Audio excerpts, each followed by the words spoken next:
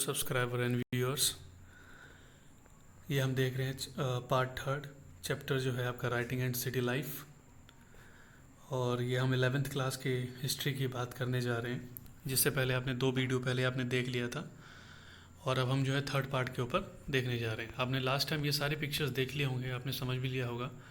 और अभी जो है हम आपके सामने पहले हमने देखा था ज्योग्राफी के ऊपर, इसका पूरा लोकेशन हमने यहाँ मेज़र किया हुआ था। साथ ही साथ हम जो है यहाँ पर हमने देखा था कैसे राइटिंग के बिहाफ पर जो है हमारा कैसे कल्चर का स्टार्टअप हुआ, पहला सिविलाइजेशन, और पहले सिविलाइजेशन के लिए क्या क्या सारी चीज़ें चाहिए। उसमें हमने कुछ चीज़ों के बारे में देखा था, इम्पॉर्टेंट है। हमने देखा था राइटिंग के बारे में, ठीक है। तो राइटिंग के बारे में अगर मैं आपको थोड़ा सा दिखा दूं, तो हमने देखा था मेसोपोटामियन राइटिंग, मॉडर्न राइटिंग के ऊपर हमने देखा था, जिसके आपके बुक में अगर आप जाएंगे तो सीधा सीधा लिखा हुआ है राइटिंग स्किल्स डेवलपमेंट का एक पॉइंट है। चैप्टर पेज 33 पे आपको मिल जाएगा। इसमें हमने देखा था करीब 5000 के आसपास जो है हमें ऐसे कई पॉइंट्स छोटे छोटे जो हैं, कई सिंबल्स मिलते हैं हमें वर्ड्स के। और टाइम पीरियड जो हम सामने देख रहे हैं 3200 BC के टाइम के आसपास हम देखते हैं। तो सबसे बड़ी बात है कि आखिर एक और पॉइंट यहाँ पर आएगा उसी के बाद, कि आखिर रियली में जो है हम कैसे यूज़ करते थे। आखिर ये पूरा कंसेप्ट जो है, मतलब लिखने का जो प्रोसेस था, उसको हम यूज़ कैसे करते थे। तो अब यहाँ से आप आज देखेंगे।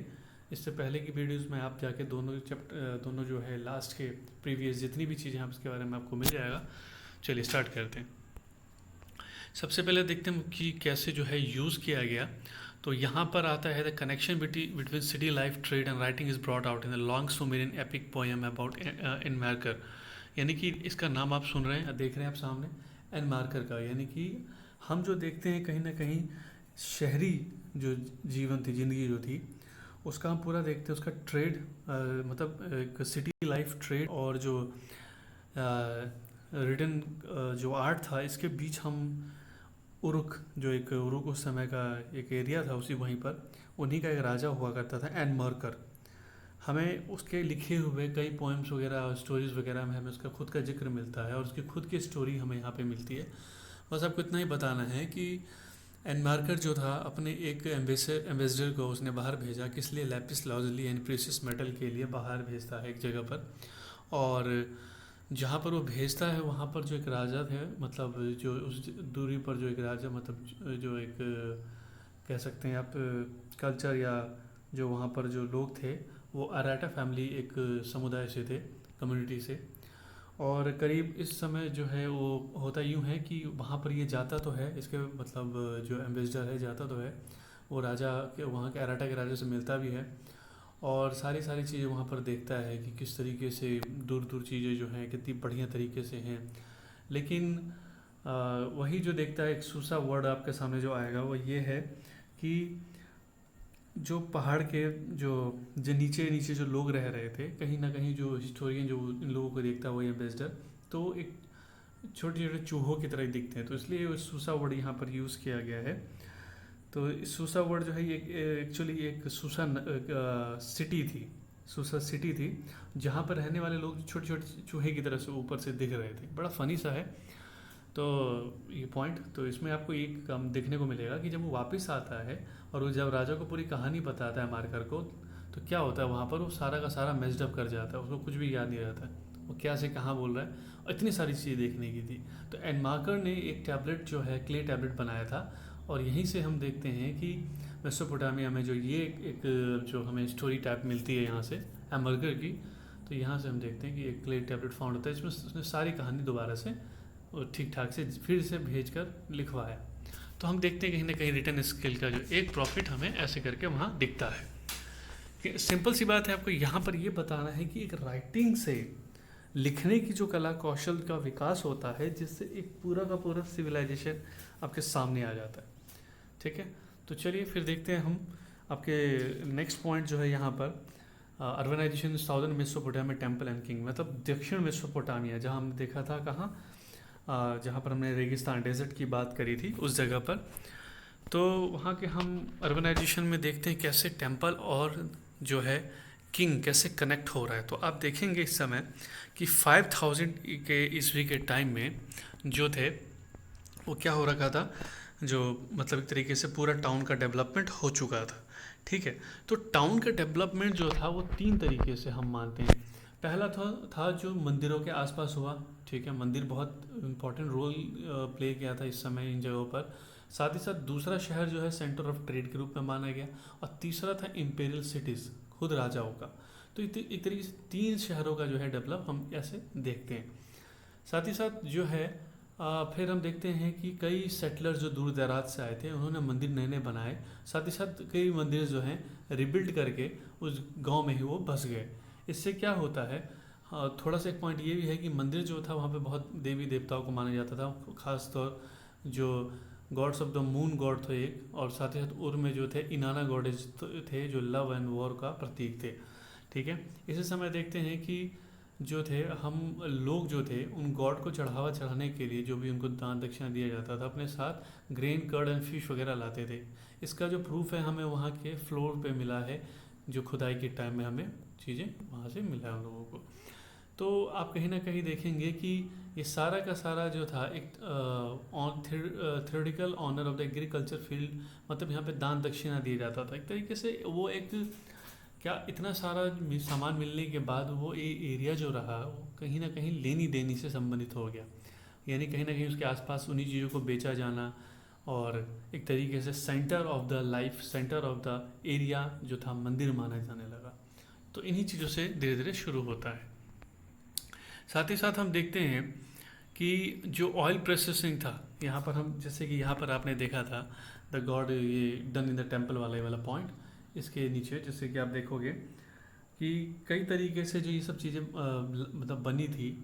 तो हम देखते हैं इन सब का जो हमें प्रूफ, चाहे ग्राइंडिंग का, स्पिनिंग का, वीविंग का, जो इस एरिया में जो भी चीज़ यहाँ पर आता था उसका कहीं ना कहीं इन चीज़ को रखने के लिए रिटन रिकॉर्ड चाहिए था।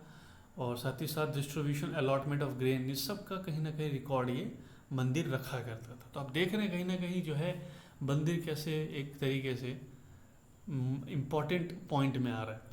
ठीक है, कल्चर सिविलाइजेशन के सेटअप में मंदिर क्या मतलब एक तरीके से हम इसे आज के टाइम का मंदिर नहीं कह सकते, एक नॉर्मल चाहे कोई स्पिरिचुअल जैसी जगह कुछ भी। ठीक है, तो वो सारी चीज़ें यहाँ पर है। अब सबसे बड़ी बात यहाँ आती है कि एग्रीकल्चर जो था उस समय में वो काफ़ी बढ़िया तो था, लेकिन हमेशा क्या होता था कि ज़्यादातर यूफ्रेट्स जो रिवर थी वहाँ की, वहाँ पर बाढ़ आ जाता था। इससे क्या हुआ, कहीं ना कहीं उस चीज़ में हमें थोड़ा सा चेंजेस दिखता है। कैसे, तो यहाँ लिखा है second point, according to archaeological record there, थोड़ा जूम कर देता हूँ मैं आपको, ये देखिए यहाँ पे लिखा है according to archaeological record there were man made problem as well. मतलब आपके इसमें से साफ साफ कहा जाता है कि कई जैसे खुदाई के बाद हमें पता लगा है मेसोपोटामिया में कि कुछ समस्या तो नदियों से भी थी और कुछ समस्याएं जो थी लोगों के द्वारा ही खुद भी बनाई गई थी। ठीक है, मतलब उसे हम कह सकते हैं किससे, मैन मेड प्रॉब्लम। ठीक है, मैन मेड प्रॉब्लम कैसा था, तो भाई जब आप इसे धीरे धीरे इस पॉइंट को आप देखोगे तो आपको ऐसे समझ में आ जाएगा कि जो राजा हुआ करते थे, मतलब जो राजा नहीं, अभी राजा का मैं वर्ड नहीं यूज़ कर रहा हूँ, मतलब ऐसे लोग जिन्हों मतलब मान लीजिए ये ऊपरी एरिया माना जाता है मेसोपोटामिया का, ये वाला एरिया, और कहीं ना कहीं ये नीचे वाला एरिया था। ठीक है, तो जो अगर बारिश के समय अगर बारिश हो रही है यहाँ पर, तो ये क्या करते थे, पीने का जो पानी होता था, जो भी पानी, तो ये लोग यहाँ पर ये जो मतलब पानी नीचे की तरफ जो गिरता था, जो इनके लिए यूज़ होता था, इनके भी एरिया में इनको चाहिए होता था, ये लोग क्या करते थे, यहीं पर ये पानी को रोकते थे इन जगहों पर। तो इससे क्या हुआ, पानियों को लेकर कई समस्या हुई, और जो लड़ाइयाँ यहाँ पर भी हम देखते हैं। तो इस लड़ाई से क्या सामने चीज़ें निकल कर आती हैं कि कहीं ना कहीं एक उस चीज़ को जब इन दोनों एरिया में कॉन्फ्लिक्ट हो गया लैंड और वाटर को लेकर, तो इसी वॉरफेयर ने आखिर कंटिन्यू इन चीज़ों को करा, और एक तरीके से जो चीफ की नियुक्ति इस तरफ हम देखते हैं, फॉलोअर्स भी इनके बढ़ते चले गए। तो एक लीडरशिप के आ जाने से कम्युनिटी जो है एक नई क्रिएशन ऑफ न्यू इंस्टीट्यूशन की तरफ बढ़ जाती है धीरे धीरे की। आप देखिए चीज़ों को लेकर फिर आप देखोगे कि कैसे जो है अब वहाँ जो एक चीफ यानी राजा का एक नाम आ रहा है यहाँ पर, वो अपने कहीं ना कहीं लोगों के बारे में और बढ़िया तरीके से सोचता चला जा रहा है ना। तो आप ये सारे यहाँ इस पॉइंट पर देखो।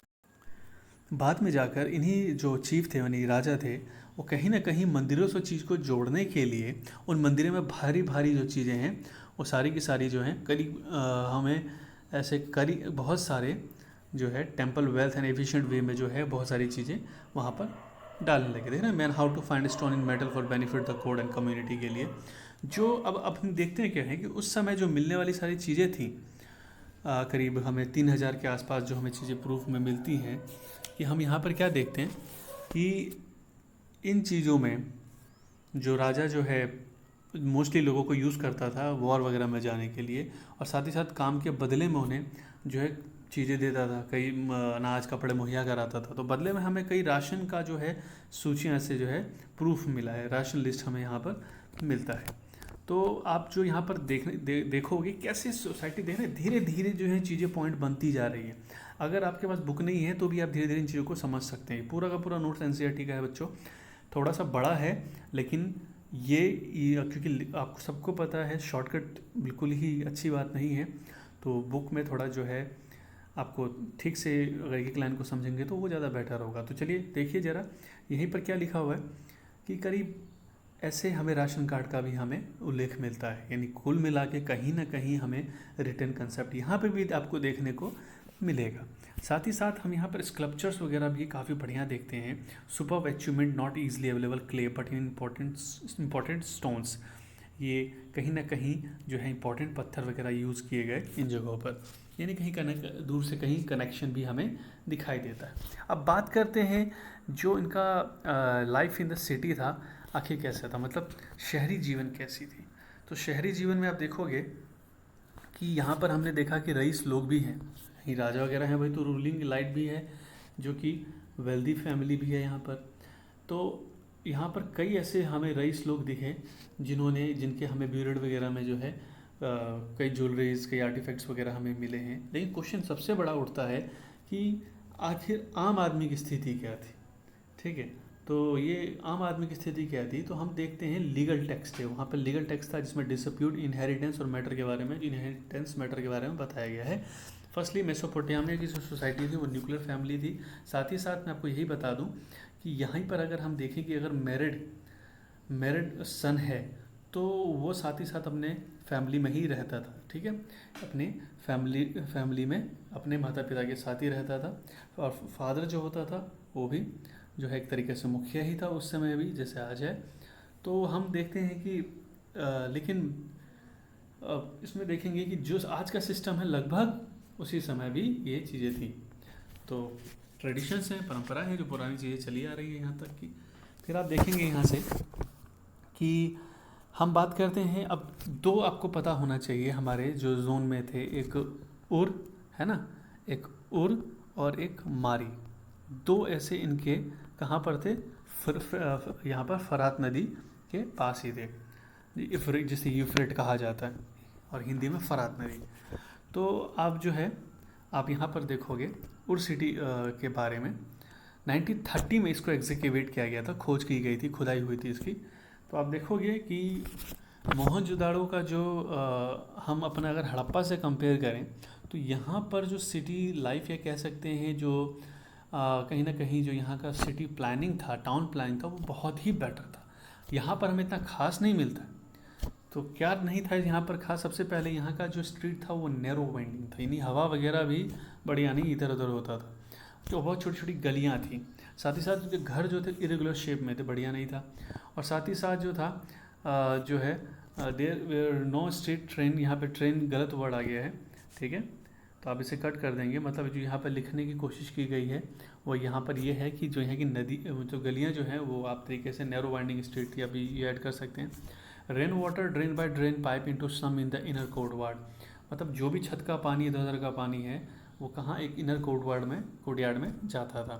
साथ ही साथ यहाँ पर जो है कोई भी रोशनी जो है घर की वो विंडो से नहीं आती थी, वो डोरवे से ही आती थी, उसके खोलने से हुई आती थी। कारण था उसका कि फैमिली को एक प्राइवेसी देने की बात सोची जा रही होगी।